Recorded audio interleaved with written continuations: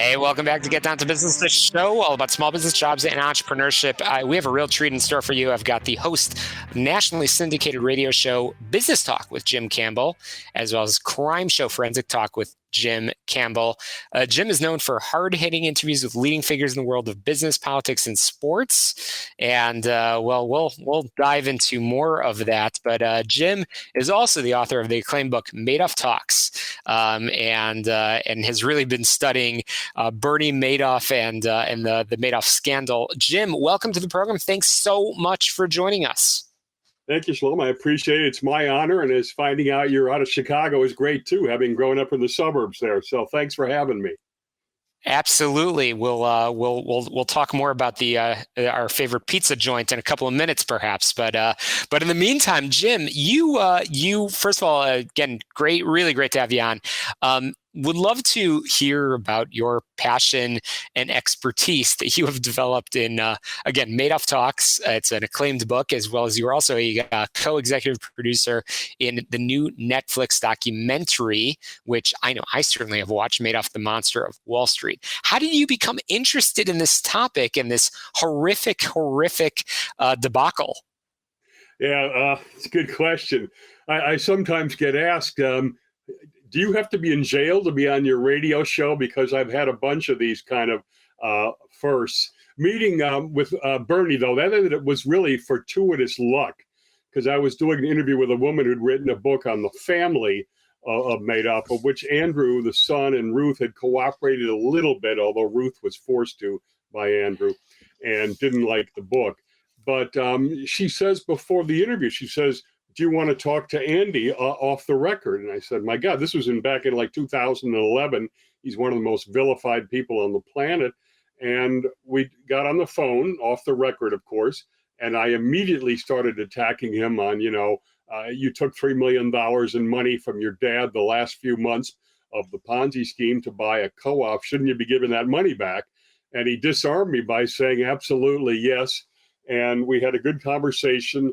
He said, I'm going to listen to the live show tomorrow, and if I hear the same stuff out of you, I'll cooperate with you.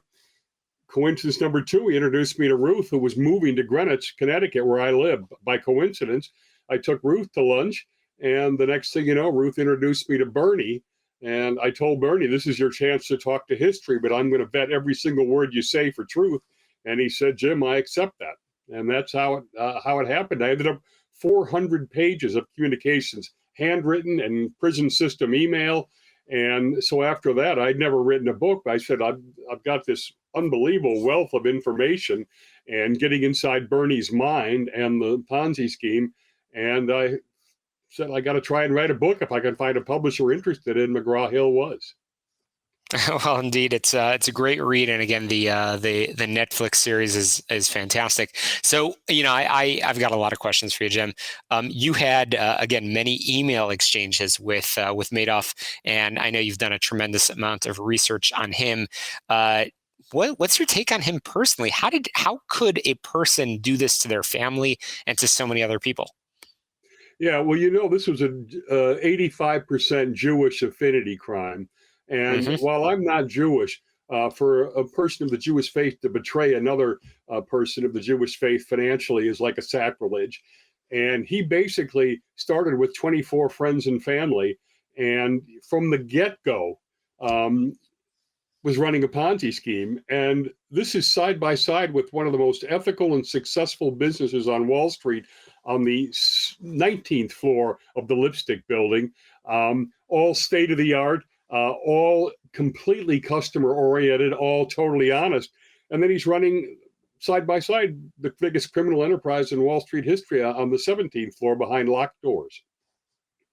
Indeed.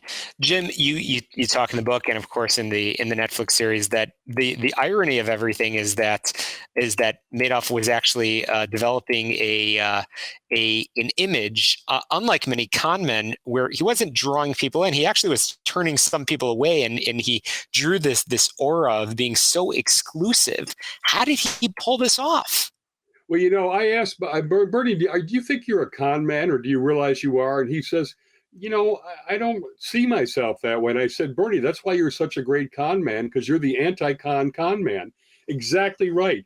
he had he hid behind a curtain, basically, and had the money just flowing over the gunnels of the boat into him because it appeared to be so exclusive. And obviously, he had these results that were, while implausible, everybody said, "Oh, he makes money no matter what happens in the market." There were 14 banks in Europe, for instance, that were sending money to Bernie. Each one of them thought they had an exclusive with him. So that's the nature of the con that he pulled off. Wow.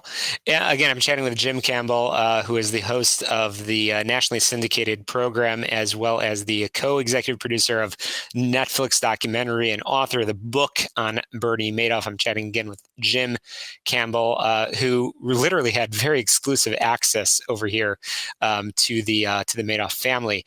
I mean, I want to dive into the process of the series and the book and everything in just a moment. But, for our entrepreneurs, for our small business owners that are tuning in, what is going to stop the next Bernie Madoff from pulling off a similar scam?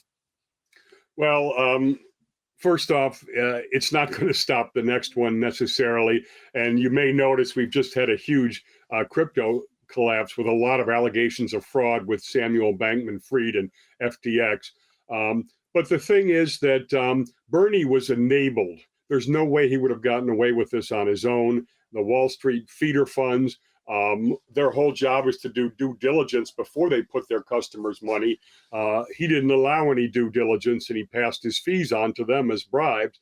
The SEC failed in 5 separate investigations, and the 17th floor folks, these unsophisticated high school grads who we used, didn't even realize they were operationalizing a Ponzi scheme. Now, I might say the SEC, which didn't listen to Harry Markopoulos, who was the original whistleblower, after this went down, they brought Harry in and developed pretty sophisticated Ponzi detection scheme set of examination processes. So they are more likely to catch Ponzi schemes. They're still not very successful in getting ahead of major scams or collapses, just like FTX recently. Indeed, Jim. The process of the movie. I mean, I'm just curious, what was it like working with director Joe Berlinger and sort of what I mean, that's pretty wild. Netflix bestseller, most viewed. It's pretty awesome. It's still mind-boggling because first of all, Joe Berlinger is the #1 true crime documentary. He's done Jeffrey Epstein, Ted Bundy, Whitey Bulger. I mean, big stuff. And in fact, the first time I met them, it was the Zoom era during the pandemic, and I'm saying to myself, I'm going to get on my knees if Joe's really interested. Before I spoke, he says, "Jim, I've been told by my development guys we have to get your book. What do we need to do it?" And literally, and I couldn't even speak after that. And then, I got to film in 4 separate segments in the studios in New Jersey. And as you know, he rebuilt the 17th and 19th floors, which reflect the compartmentalized nature of Bernie's brain. So it was a psychologically brilliant way to tell the story. He is so nice. He's a great director. He's even better human being. Netflix also treated me incredibly well. I have to tell you, when we were negotiating through an agent I had to get at CAA, Netflix wanted the movie rights too, along with documentary. And I said, no, I want to do that separately. Netflix said, we don't do contracts without that. So we told Joe, and Joe told him I was going to walk. And Netflix backed down to me, who nobody had ever heard of. That is so cool, Jim. What an incredible experience it must have been for you, and obviously you give behind the scenes exclusive access to Bernie, to Ruth, to the entire family, and I agree with the tragedy of how Bernie has really